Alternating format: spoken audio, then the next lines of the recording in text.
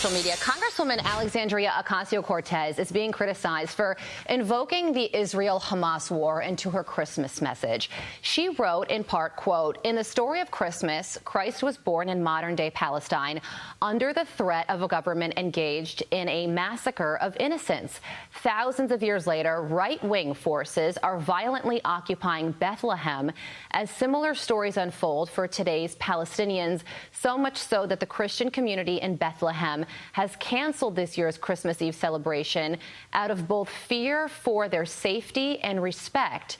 Former Arkansas Governor Mike Huckabee joins me now to respond to that. I'm sure you have a lot of thoughts, Governor. What do you think about her Christmas message? Well, there's a lot to unpack in that, Carly. Yeah. First of all, is she not aware that Jesus was Jewish?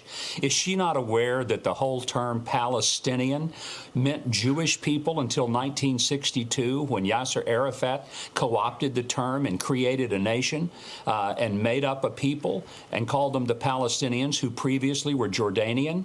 Is she aware at all of the fact that when she talks about how Bethlehem is not letting the Christians celebrate Christmas, back in the 80s, and I was going there since 1973, but in the 80s, up until then, 80% of the population of Bethlehem was Christian. 20% was something else. Now it's 80% Muslim, and there's only about 15% Christian, because the Christians were pretty much burned out and shut down by the radical Muslims who took it over back during the Intifada. So this is a person who is utterly ignorant about what she's talking about, and she may ought to stick to something she knows, like bartending, because for gosh sake, she has no clue about the history of the Middle East, Jesus, the Jewish people, the state of Israel, or virtually anything else that she talked about in her post. Yeah.